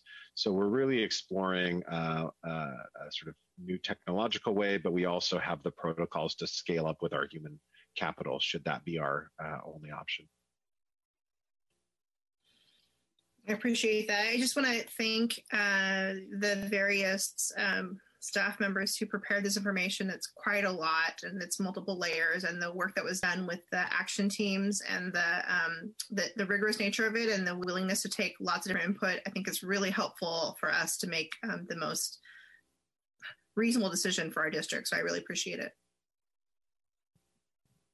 Okay. Thank you, Trustee Dar. Trustee Asmunsen, comments and questions from you, please. Yeah, I want to start out with a couple of positives there. That I loved the technology of the student that was able to use text-to-speech to have some of our young people engage in our process. I thought that was really, we're living in a cool future here. And I also just want to acknowledge how lucky we are that we have this Healthy Davis Together option for testing. I was speaking with some people in Solano earlier, and they were listing their testing sites, and it's, we just cannot take for granted how lucky we are to have that option for us. If I could ask a couple of questions about the slides. On slide 8,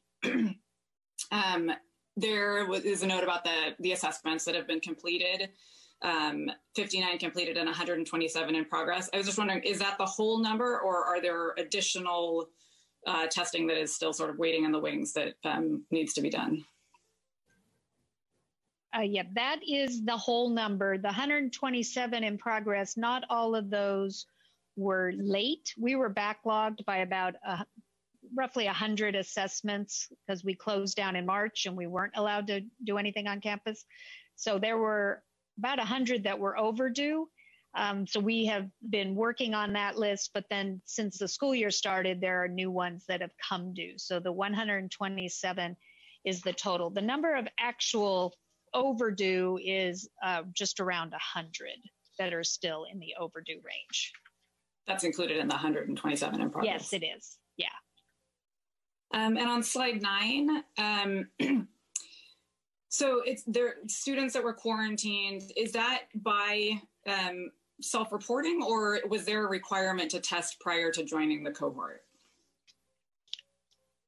Yes, so we do not have the ability to demand testing of cohort, but we did call everybody, and a nurse called and verified, went through health screening questions. And so we had some students who said they were ready to come tomorrow. And then when we asked deeper, it was, somebody had been sick with COVID, sometimes a week prior. It wasn't like it was necessarily in the moment. And a lot of these children are very low symptoms or asymptomatic. So as you can imagine, they were ready to come. But we've just taken a very cautious line that you have to be, it's a full 14-day quarantine if you had COVID.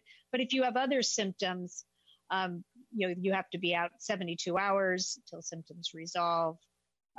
So we're just trying to provide as safe an environment as possible, especially knowing that a lot of students, even now, are not necessarily being tested for COVID, that these can be presumptive diagnosis based on close contact, based on a parent. Are we going to have that same capability to sort of ask at that level it sounds like it's not that they weren't volunteering it, but they didn't necessarily like volunteer it as the first thing because maybe they had symptoms a week earlier and they didn't think it was necessarily relevant anymore, but they did tell us when it was asked. Is that something that we're going to be able to do as we're scaling up into larger numbers of students coming back? Well, I think that's where the daily health assessment is going to remain important. And also we did a lot of front loading with a mandatory parent training where the nurse went over symptoms of illness, the importance of keeping students home, because I know that's a worry for teachers because prior to COVID, plenty of staff and students would sort of muscle through the illness and still come to school. And so we've really been pushing that message that this is not the time for that if you're sick, if you're coughing, you're sneezing, and certainly if you have a fever, but even something that had seemed more mild, that you need to stay home, you need to get well, because COVID-19 has such a variety of symptoms. And in children, sometimes they can be very different than what you see in adults. Mm-hmm. So I think that's where, as Deputy Superintendent Beth said, involving more staff in the screening process will be important as we scale up. Yeah, I really appreciate that you're definitely looking at these lessons learned from cohorts. And one of the other things you said, I think, was that we have a number of students per day who are being asked to return home, but we're not taking temperature. So how is that being determined that a student would have to return home? Oh, well, we are taking their temperatures when they come. Now, we haven't actually had anybody who got sent home because they had a temperature. It's more that they report other symptoms. Mm-hmm. They can be things, headaches, could be GI, could be reporting that everybody else in the house is homesick. So we're taking, as I said, a very cautious line. And parents have been incredibly supportive with, even if they've already left the campus, turning around and coming back. We haven't had any issues with anybody feeling that we were being too cautious. So that's been good. That is nice to hear. On slide 9 again, you mentioned that cohorts will be added as needed. What does that mean? What does as needed mean? Yeah, so when we went through, the principals and site staff went through their lists of students that were really struggling with distance learning, they came up with, close over 600 students. And so, but in trying to start the cohorts last week and this week, there were just a lot of things to work out, including staff volunteering to lead the cohorts. So we really set the goal with every site to open one cohort. But so for example, Davis High does have 2 cohorts, but a school of 1,700 students, they could probably easily have 4. So after break, there will be more, they're going to look at their existing cohorts where they have space. They're going to bring people in. As I said, there are some students that are ready and willing to go, but we said, we just need to have you wait so we can make sure everybody's healthy. So they'll be added. The other thing we're going to do is the cohorts are not going to start up again on Monday, January 4th. We're going to take that day and recall all those families to verify that nobody has been ill over break or traveled out of the state over break, to just again be very cautious and secure that when students come on Tuesday, we are as well a group as possible. And then we'll be, bringing in more students, because the cohorts can have up to 16 between staff and students. And a lot of our cohorts right now are 7 or 8 or 9. And so there's space. And we know there's students that need to be on campus for all the reasons we've heard in some of the public comments. So we want to bring the kids who need to be on campus. And they've already been identified and potentially contacted, it sounds like. Yes.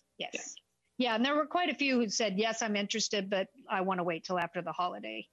Oh, I see. To reassess the infection in the community. So it's not like we're going to say, okay, you gave up your chance. We're going to keep calling. We're going to reach out to those families and bring the kids back who we need to have back.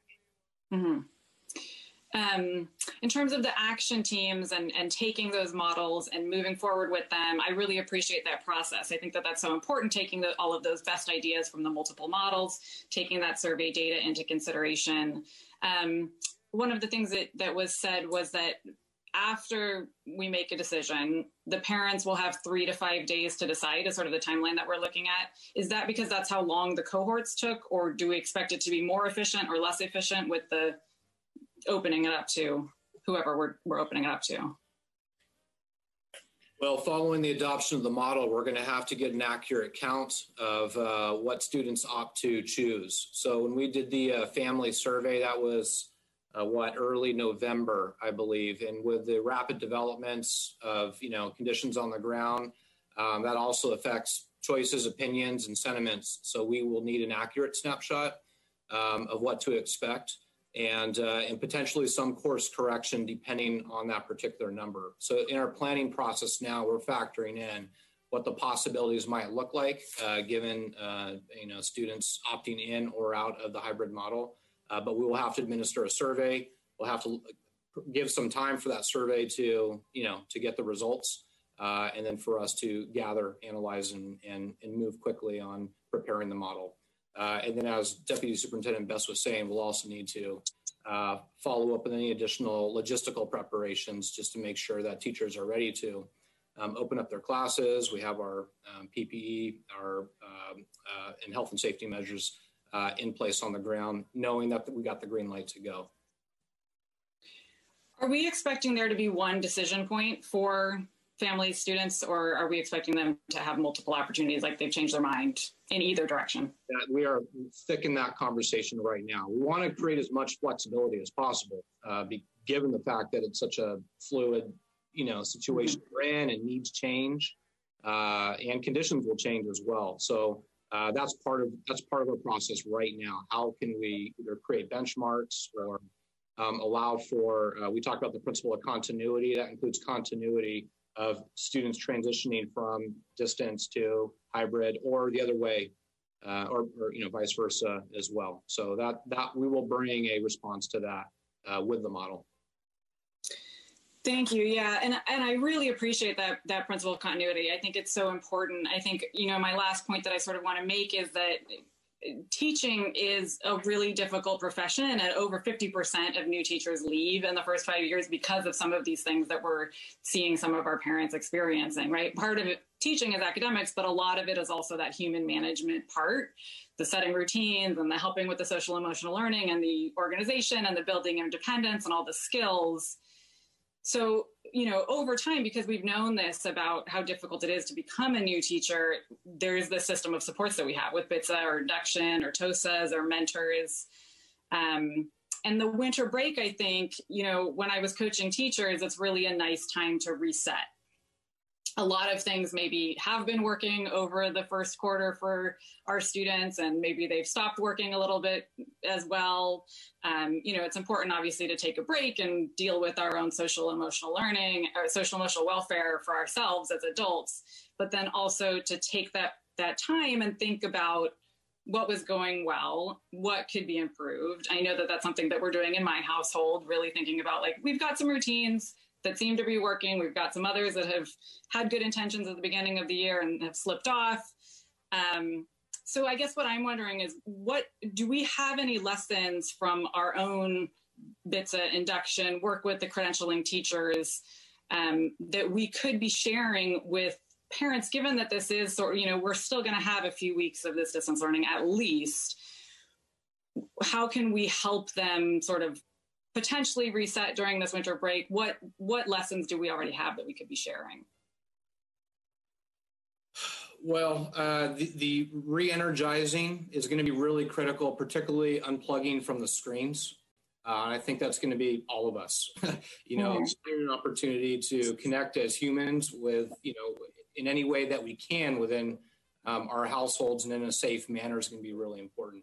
Getting outside, if weather permitting, is going to be really important. I think breaking the routines that we have now in order to sustain distance learning from a student and from a staff perspective for a short break is going to be critical. I mean, we are all fatigued. I mean, we're hearing it from our families, we're hearing it from our students, we're hearing it from our staff. 9-10 months in this pandemic, and everyone's working very hard. Everyone's coming into this with good intent, positive goodwill and an effort to do right by our charge to teach and learn. And we're also human beings. So I think the expectation, or at least the hope and plan for us as a community is to break this ongoing cycle of wake up, log on, get on the Zoom, do the breakout, do some assignments, and just take a break. I mean, you can feel the intensity of these decisions because they are intense and they're very serious. And it's also important to find some levity. Mariana brought up a really good example in her report, and that is the Da Vinci teachers did a skit of Among Us in person, shared the video. And you know what? Just for a minute, it was really nice to laugh. And I think our students can feel the pressure that we are carrying with the decisions and the way we're trying to shepherd this process forward. And so I think we need to model some of that downtime and focus on human connection as much as possible. I think I went on a little bit of a soapbox there, but I think just from a human perspective, we all need that. And I would just add, I supervise a lot of our teacher induction and preparation programs, and we've got this practice of inclusive openings and closings. And sometimes they're reflective or inflective, and sometimes they're just fun and funny. And I think they're such an important part of starting and ending meetings that's something I feel like is really new teachers need to laugh the most because it's a hard job any of the time. And then I think the other part is, we are, as humans, we want to focus on the concrete tasks to get the job done. And sometimes you save yourself time and energy by reflecting and having some time to think and plan and not think and plan. So I think in our Yellow Teacher Residency program, that's one of the things we build time in to think and reflect. We call it, and even if you've got to have a reflective conversation, you may want to talk about the nuts and bolts, but make it about your thinking and your learning instead of the task that's pressing down on you. And I think as a leadership team, that's something we practice a lot also with ourselves and our staff we work with, to like, okay, let's think about how we should tackle this problem, or instead of just jumping right into the do, because we are feeling the pressure on the do things right now. Thank you. Yeah, I appreciate it. It's not, that I want to put one more thing on parents, but I think that we do have some lessons that we can share so that they feel, so that we all feel like we're not working harder. We're doing some things that can make our day easier. And I know that I've seen just many new teachers go through it, that, everything takes 9 hours longer the first year that you're doing it. And I know that we have tips and tricks, having gone through this educational cycle so many times, to help out. Trustee Edmondson, let me just add, because the break will be over as well, but on that note, we have also know that all of our staff are like new teachers again. True. So everyone's going through a very steep learning curve and learning new skills and traits. But one thing that we're doing that actually is a direct lesson from BITSA and some of the induction programs is the number one way teachers learn and evolve their practices is through collaboration with each other. It's not going to a workshop one time and then downloading practices and then doing it. It's actually embedded discussion, dialogue, reflection with their peers. So the exciting infrastructural piece that we have to support that is our new learning management system, Canvas, which has been fantastic, and our teachers have been responding very well to that. But we did a soft rollout just this week of what's called collaboration courses. What we're trying to do is reimagine the way we create spaces for teachers to collaborate, because now we have a shared virtual space that did not exist before. And it's designed to allow teachers to share resources, to ask questions, to engage in dialogue, to create groups and communities. And I think we're seeing this as kind of the future of professional learning. Not only do you have the professionals and the experts, but you also have ways to connect with each other. So we're on a pilot right now, and we'll do a more formal communication and rollout of these collaboration courses, and then probably in the next month or two, because as we transition to hybrid, we want to make sure that teachers can have the support and can support each other for the new instructional approach. Yeah, I love that. I know that our district is rich in resources just here on our own campuses, so I think that's a great idea. Thank you. That was my last question. Great, thank you, Trustee Asmundson. Trustee Adams, questions and comments, please. Well, my first comment, are you sure you guys are first-time trustees? I just want to thank you for all the good energy and knowledge and wisdom that you brought to this discussion. I mean, a lot of the questions I had, you've answered. They were answered through what you said. And I think also you brought out a lot of salient issues that are important in terms of creating a flexible system that's predictable and creates continuity, and yet you're aware of everything, the big challenge that it is. And I just thought it was also great, let's identify with folks. Like what you said, Leah, about, this is, if I had a wand and could fix it right now, I would, right? Betsy, you're right. This is crisis management, and it's hard. But, we took this out of a desire to do good, even when it was the most difficult situation. And Invictus, I just enjoyed all your questions about the particulars, but I just like that idea of why don't we just step back a little bit and reflect, what's going well, what should we be improving, what can we do to ourselves, take care of ourselves. And I say that also as board members, we should model that practice. So I just really enjoyed the discussion. So I don't really have any questions. Everything about the cohorts and refining the models has all been answered, but I also just want to end by thanking Mariana and Evan for just sharing their thoughts, because those are very valuable insights.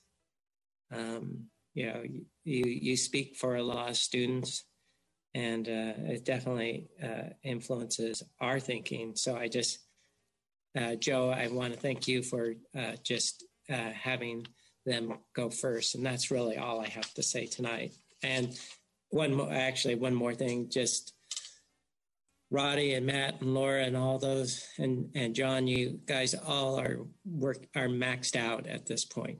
You have to create a new model while working with the existing one. And I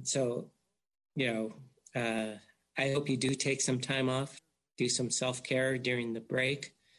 But I also it's amazing the work that you've done since March of this year and how you've kept it all together. So I just want to make sure you got a big round of thanks from me for everything that you did in 2020. Great. Thank you, Trustee Adams, for that. So like Trustee Adams, I just have a couple of things. I want to maybe even double down on what you said, Tom, for our new trustees, because you and I joined, there was not a pandemic. So our three new trustees stepped up in knowing what they were getting into and the challenges, that we face. And so I think that, particularly speaks to your commitment to our community. I have a couple of statements and then just two brief questions. So first off, Associate Superintendent Boonjoy, I strongly encourage you to continue to bring the student voice into this conversation. It is so important, and thank you for bringing the 7th through 12th graders in. I know it's harder with the elementary school students, but the extent to which we can do that thoughtfully, really encourage you to do it, because we can do our best to empathize as educators, but at the end of the day, hearing it from them is just so impactful. So thank you for doing that. My second statement is an obvious one, but I think sometimes we forget it. And all of my colleagues mentioned it either directly or indirectly, which is the conditions in our schools are the conditions that are in our community. And so to create some sort of narrative that says there's going to be different environment in our schools in terms of the prevalence of the virus in our community, it's the data doesn't support that. The reality is that schools reflect the communities that they're in. And so it's so important for us to continue to play the role of encouraging our community members for safe practices of wearing a mask and social distancing and doing all the things at home and not gathering in groups that aren't, part of your close family.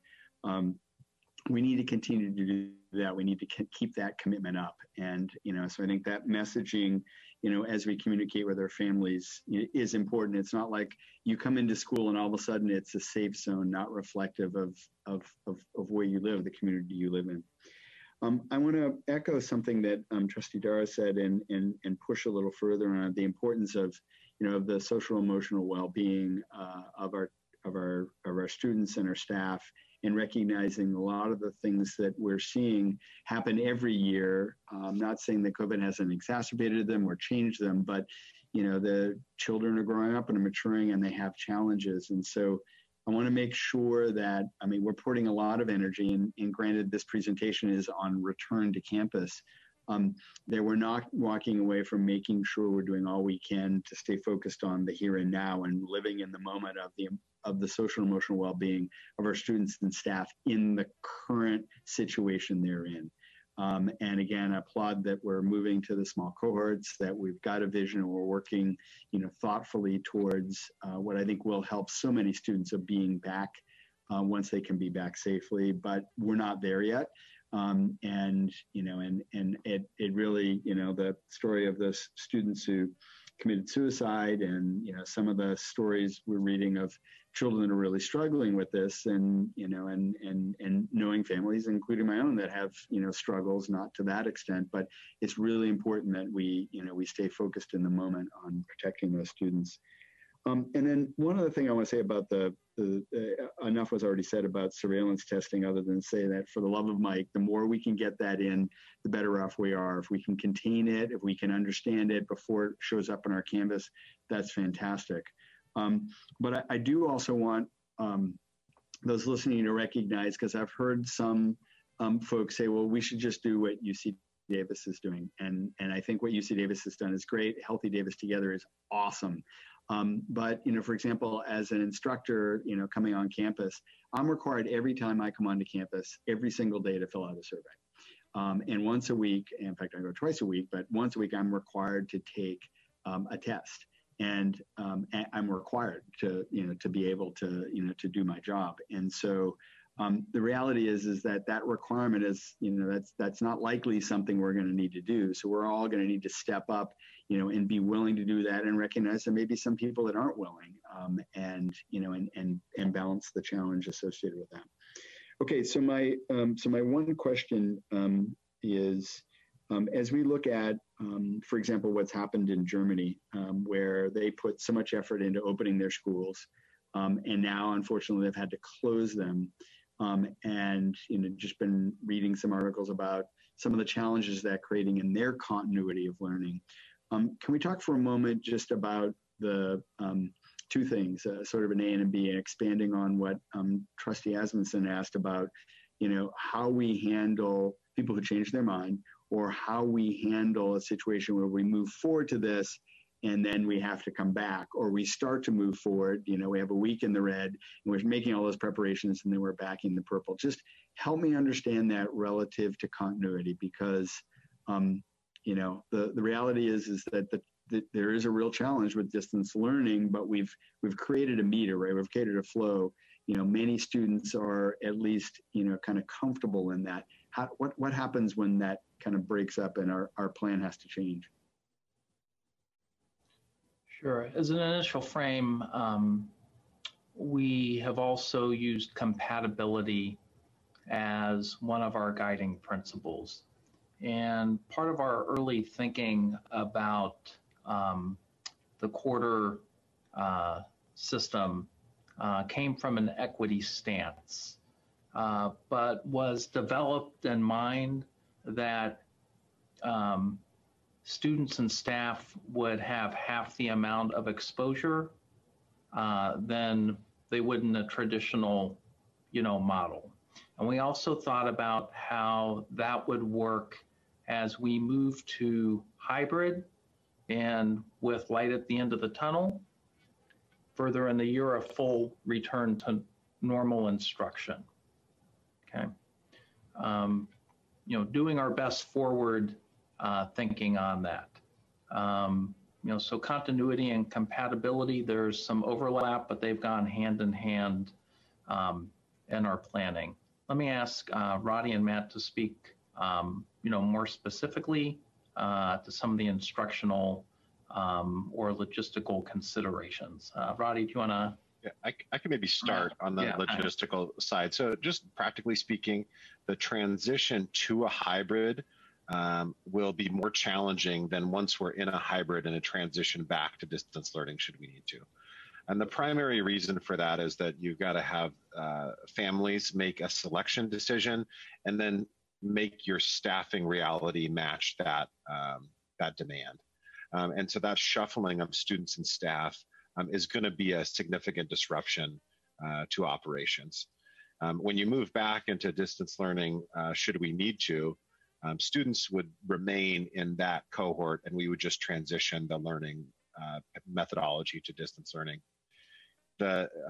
Similarly, the transition for students from, if we're in a hybrid model, some students are in person, some are in distance learning, the capacity and ability for students to transition from distance learning into the hybrid will cause a level of disruption because you may need to change staff and student schedules again to allow that to happen. So most districts that transition into a hybrid and then they have periodic junctures, the core grading period or, something like that where students can transition from one, model to another. But I think just practically speaking, the next transition will be one of the more difficult and disruptive ones from distance learning to hybrid.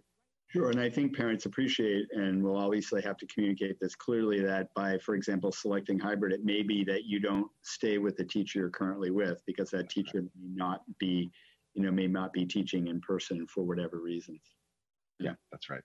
Okay, and then my only other question is, as we think about this transition, some families may say, I'm not comfortable with the hybrid, but I would love my child to have, access to some extracurricular or co-curricular or some kind of touch for this social engagement. Have we done any, or can we do any thinking about where there might be those sort of opportunities? A number of members of our community have really encouraged us to think about outdoor classrooms and things like that, where it may be you can't kind of fully, they're not fully comfortable immersing themselves in hybrid, but, there may be a moment of, a sporting activity, a co-curricular activity, a something, so that it's not a all or nothing for those families. This is something we're thinking about also, and our primary restrictive factor currently is the number of people that can gather at any given time. But once we enter back into the red, I think our opportunity for structured social activities, clubs, and other extracurricular and co-curricular activities can continue, even if the student is primarily in a distance learning sort of environment. Okay. Thank you. Thank you for that. So that's my only other question. So there is no action required on this item. And so we will move on to wrap up the open session. A reminder to trustees, we will be going back into closed session after this. Item 8, update on tentative board agenda calendar. So we have received a request from the head of the Citizens Bond Oversight Committee to place on a future board meeting agenda matter regarding recent correspondence coming out of their December 15th meeting. That's been provided to the Board of Education. So we will review this consistent with our board bylaw on such requests, and then staff will follow up on their requests. So we would like to acknowledge that. Do we have any public comments on tentative board calendar agenda items? We have no public comment on this. Okay.